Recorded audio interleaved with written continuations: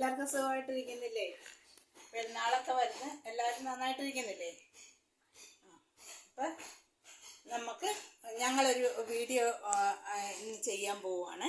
എന്ന് വെച്ചാൽ വെണ്ടയ്ക്ക മീൻ പൊള്ളിച്ചെടുക്കത്തില്ലേ, അതുപോലെ വെണ്ടയ്ക്ക വെജിറ്റബിൾ കറി മീൻ പൊള്ളിക്കുന്ന കണക്ക് പൊള്ളിച്ചെടുക്കാം. അപ്പം നമുക്ക് വീഡിയോയിലോട്ട് പോവാം. ഓക്കെ, ഞാനൊരു ചട്ടി വെച്ചിട്ടുണ്ട്.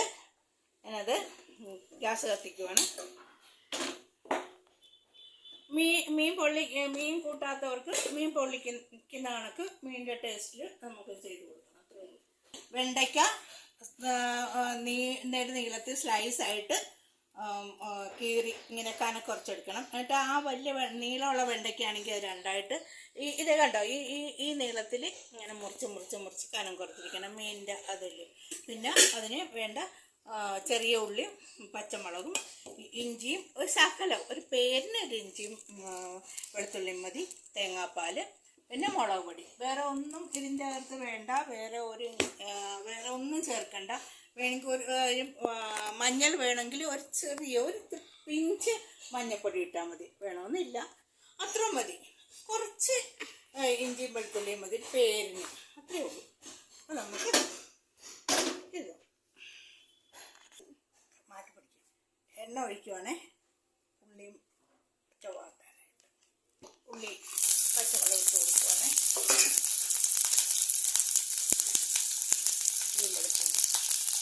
പേരിന് മതി, ഇത് നന്നായിട്ട് വഴറ്റി വരണം കേട്ടോ. നന്നായിട്ട് വഴണ്ട് വരുമ്പോഴാണ് നമ്മളിതിന് വെണ്ടയ്ക്ക ചെയ്യുന്നത്. വേപ്പില ഇട്ട് കൊടുക്കുവാണേ. എൻ്റെ ഒരേ വെണ്ടയ്ക്ക നമ്മൾ അരിഞ്ഞ് വെച്ചില്ലേ, സ്ലൈസായിട്ട് വെച്ച് അത് ഇട്ട് കൊടുക്കുകയാണ്.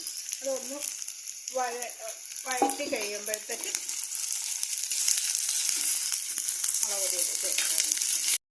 വന്ന് ഉപ്പിട്ട് കൊടുക്കുകയാണ്. ഒരു ചെറിയ ഇത്തിരി ഒരു പിഞ്ച് മഞ്ഞൾപ്പൊടി, ഒത്തിരി വേണ്ട. മഞ്ഞൾപ്പൊടിയുടെ ടേസ്റ്റ് മുൻപന്തിയിൽ നിൽക്കും. അത് കഴിയുമ്പോൾ കാശ്മീരി മുളക് പൊടിയാണെങ്കിൽ അങ്ങനെ, അതിൻ്റെ കൂടെ ഉണക്കമുളക് പൊടി ചേർക്കും. മറ്റേ എരിവുള്ള മുളക് പൊടി ചേർക്കണമെങ്കിൽ അങ്ങനെ, രണ്ടും കൂടി മിക്സ് ചെയ്ത് ചേർക്കണമെങ്കിൽ അങ്ങനെ വേണമെങ്കിലും ചേർക്കാം. അപ്പോൾ ഇതൊന്ന് മുളക് പൊടിയുടെ ഇതൊന്ന് മാറട്ടെ.